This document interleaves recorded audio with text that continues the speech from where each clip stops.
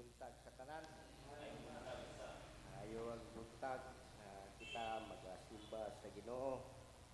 Kay angay gyud nato siyang pasalamatan sa iya paghatag lang sa ato kinabuhi.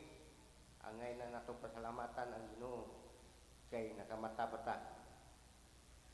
Mga igsoon, ang atong ebanghelyo nagahisgot yapon kini og gugma pag hinugmay gis pag hinugmay kuno maghinigugmaay kuno kita. Ang atong Ginoong Hesukristo nagsugo kanato sa paghinigugmaay. Nagaingon diri, kini mo ang akong sugo pag hinigugmaay kamo sama nga ako nahigugma kaninyo. Sugo ta sa Ginoo nga paghigugmaay. Unsa man atong respond dinhi ang respond dinhi nga sugo. Higugmaon ba lang nato ang makatabang kanato ug atong kanang higugmaon kay kini siya makatabang kanako usa ako ni higugmaon.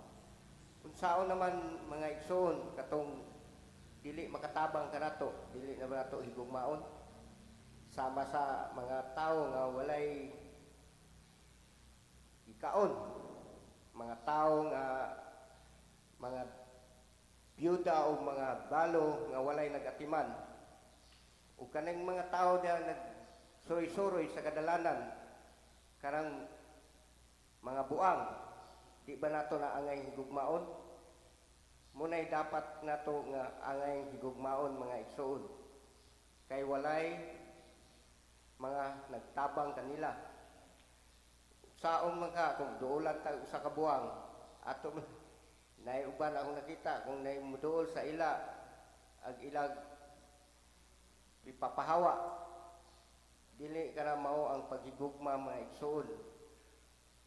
Dapat imo pa napakanon hinoon kay tuoy baya na walay gikaon, nagsuroy-suroy na sa kadalanan, walay gikaon sa angay kanaton higugmaon, dili tong mga tao, pero higugmaon niya po tong ng mga tao makatabang na to, pero wa tay pilion nga angay higugmaon, kay ang Dios nagaingon, nagsugo kanato nga maghigugmaay.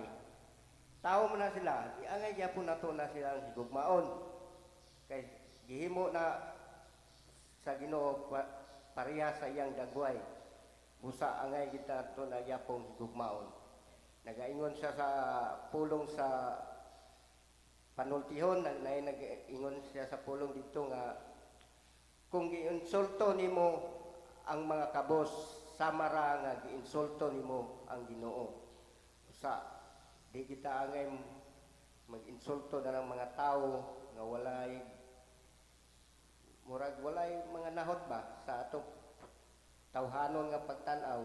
Wala sila mga nahot kay naasa naglibot-libot na ng kadalanan, nagsuroy-suroy, pero sa Ginoo importante na sila, parihan yapon na sila kanato nga gipakamatyan niya sa cross. Usa di kita angay nga mag husga sa mga tao. Diri padayon ta sa kapitulo 13, ang labing dakong sugo nga ikahatag, ang labing dakong gugma nga ikahatag sa usa ka tawo ngadto sa iyang higala, mao ang paghatag sa iyang kaugalingon niyang kinabuhi alang kanila. So gani ang kaugalingon kinabuhi nadumduman ninyo mga igsoon katong ebanghelyo nga usa ka byuda nga gipangayoan ni Elias o pagkaon nga ikamatay na gyud nila, last nga makaluto sila nadto nga pagkaon, humad wala na sila makaon, usa mamatay na sila kay wala na gikaon.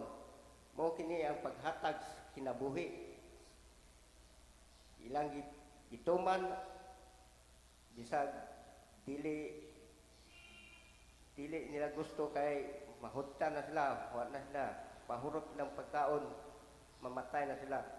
Pero unsay gingon sa propeta, tagi lang ko kaya makabaton mo daghang pagkaon. Ilang gituman busa wa sila kawad mga igsoon.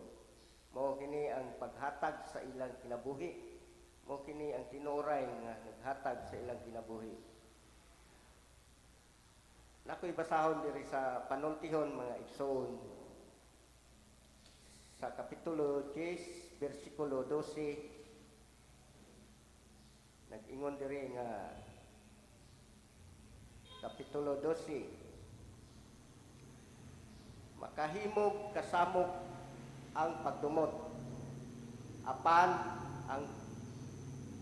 ang gugma mopasaylo sa tanang kalapasan. Kung kini ang gugma mga igsoon mopasaylo dili mogdumot, dili madumtanon ang gugma, mapasayloon bisan unsay imong nahimo nga sayop, labi na kung kita mangayo kapasayloan, pasayloon ta sa Ginoo. Kaya nagaingon diri ang gugma mapasayloon, ang Ginoo gugma busa kinahanglan pud kita nga mahigugma sa uban, mapasaylo sa nakaslapas kanato, nakasala kanato atong pasayloon kay mao kana ang tinuod nga nahigugma sa iyang isig ka tawo. Dili nato dumton, dili nato tamnan og kawayan kay kita nasuko sa ato isig ka tawo, atong silingan. Kinahanglan nga ato silang pasayloon kay mao kana ang gisugo kanato sa atong Ginoo. Busa mga igsoon, kinahanglan nga maghigugmaay kita, higugmaon nato ang atong isig ka tawo nga dili makabalos kanato. Kanang mga pobre nga walay gikaon, higugmaon nato atong tabangan. Kung kita adunay panalangin, ato silang tagaan. Kay ningon ang pulong sa Ginoo, kung ikaw nagpakaon sa pinakaubos kong alagad, sama ra nga imo akong gipakaon. Mo kana ang pulong sa Ginoo, kung kita naghimo og maayo, malipay ang Ginoo kanato sa atong gibuhat ug kita gantihan niya sa katapusang panahon. Busa dili ta angay nga maghusga sa ato isig ka tawo, unsa man ang iyang status, unsa man ang iyang kahimtang. Kinahanglan nga higugmaon nato siya kay ang Ginoo ang naghimo kaniya, sama ra siya kanato nga gipakamatyan sa Ginoo didto sa cross. Busa mga igsoon, salamat nga inyo untang madasig kamo sa paghigugma sa uban nga dili makatabang kaninyo katong mga tawo nga walay mahimo, angay nato silang tabangan kay ang Ginoo andam mutabang pud kanato. Kung unsay atong gihimo, mao na yung mamunga ta sa bunga nga mulungtad. Unsa man kini nga bunga, ang paghimo nato maayo, mao kana ang bunga nga mulungtad hantod sa kahanturan. Pili kana mapakyas ang pulong sa Ginoo.